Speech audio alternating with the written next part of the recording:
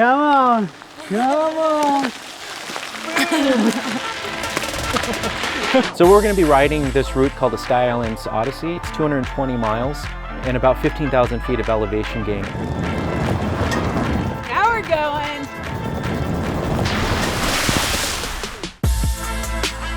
Woo! I fell over.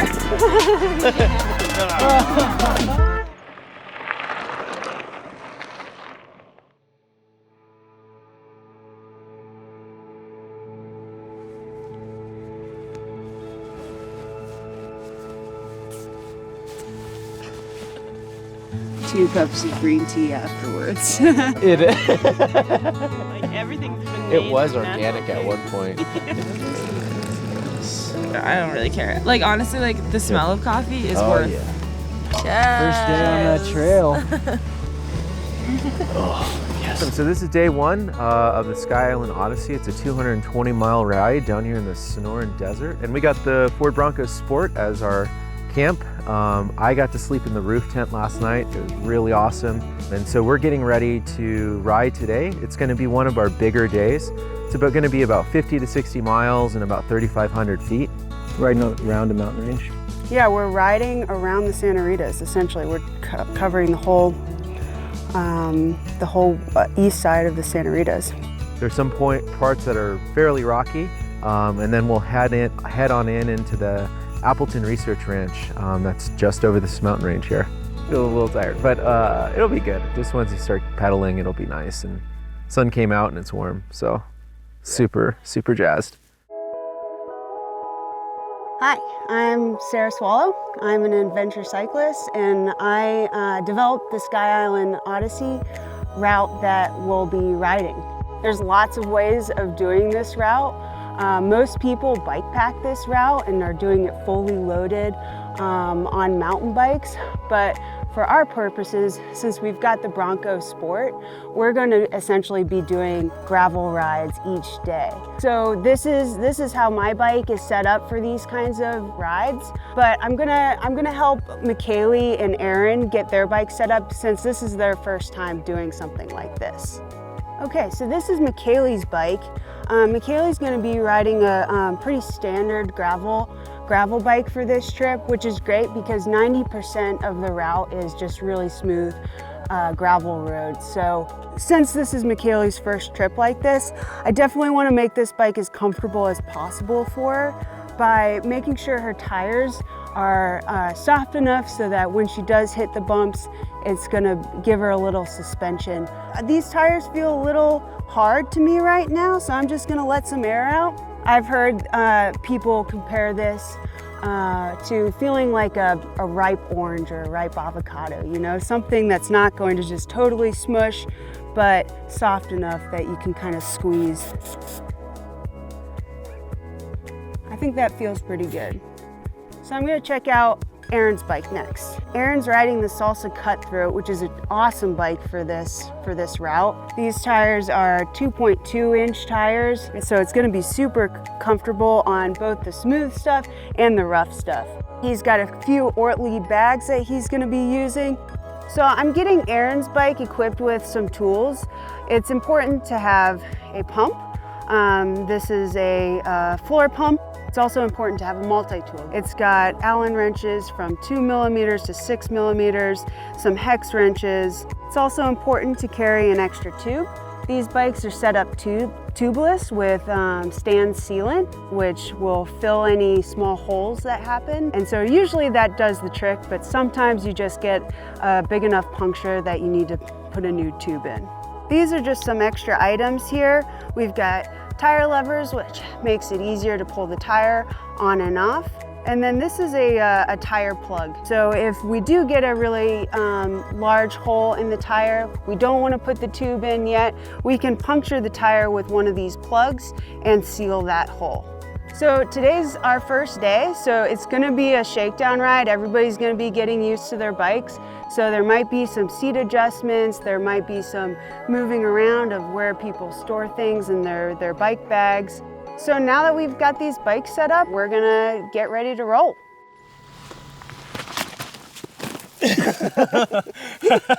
As I go toppling over on the other side. See you at the top? Boom. Yeah. See you at the top. Have fun.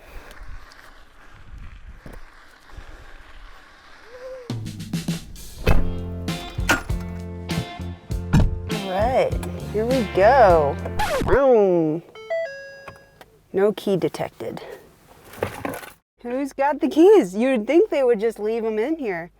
I think Len had the keys last. It says no key detected. Rubber ducky, rubber ducky. Come in, rubber ducky.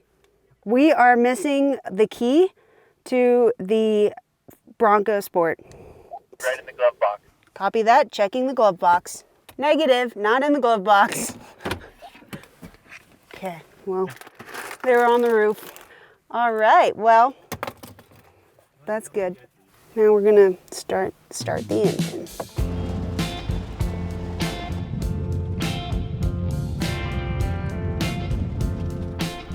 How you doing?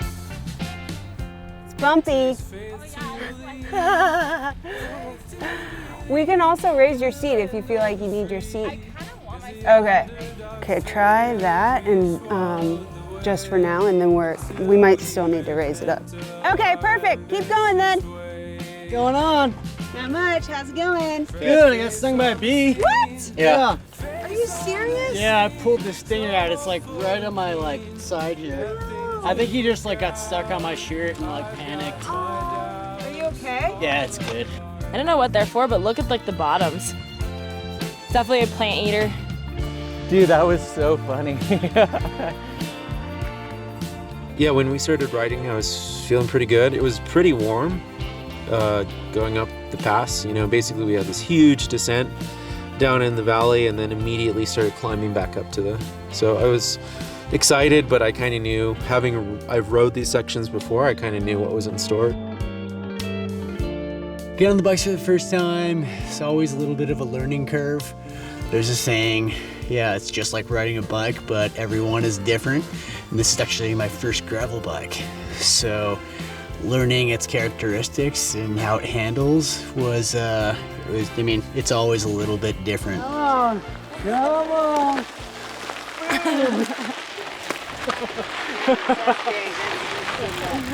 Nice job. How's it going? Pretty good. That was fun. Yeah? Yeah. It got really loose, and so when I was trying to clip my pedal in, when I would clip in, my whole shoe was moving. Because this right here, I just don't think I tightened it down, or somehow it got loose and not. How are you doing? Yeah, they didn't just look cooler. Good. Like in terms of your breathing? Good. Nice, man. It's dusty, but... Yeah.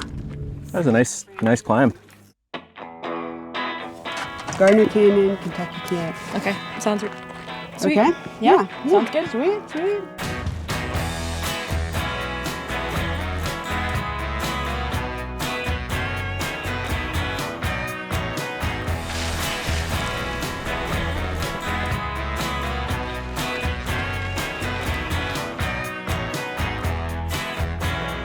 It's steep.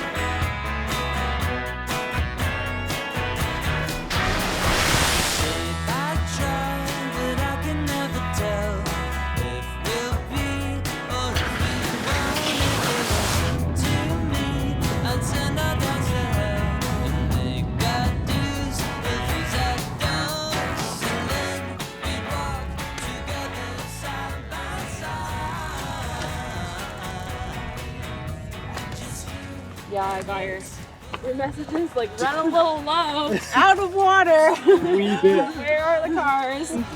We ran out of water. Oh yeah. All right. Bye.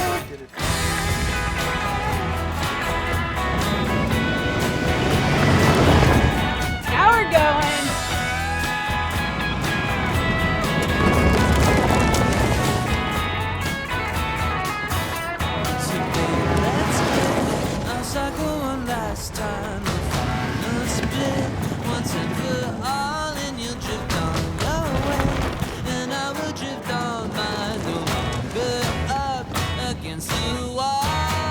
It's taken me 6 different test riding out here to figure it out. 'Cause None of the maps are correct.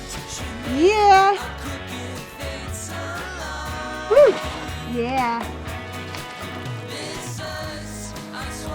Yeah, pretty good.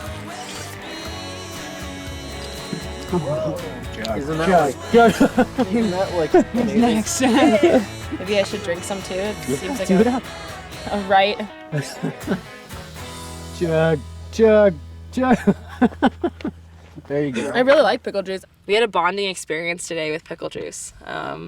It's definitely it's actually something I do all the time when I'm in the backcountry, and I've been made fun of for it, but apparently it's a thing with everyone else here. So we shared like pretty much an entire jar of pickles today, and the pickle juice. There was nothing left in the jar.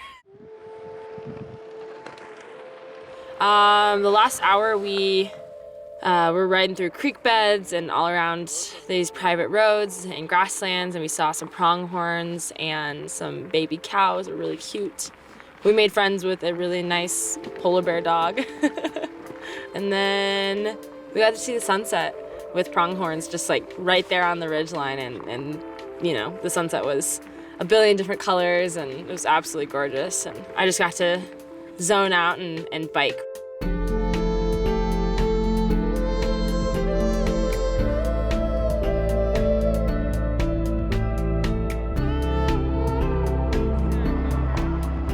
I mean, Tucson sunsets and like southwest sunsets were just really spoiled because you get like the full range of like purples, blues, even greens and orange, pink. And yeah, I mean, that was kind of like the icing on the cake, was just riding into camp at sunset. Looking forward to day 2 tomorrow, so gonna try to rest up as much as possible so we have a great day.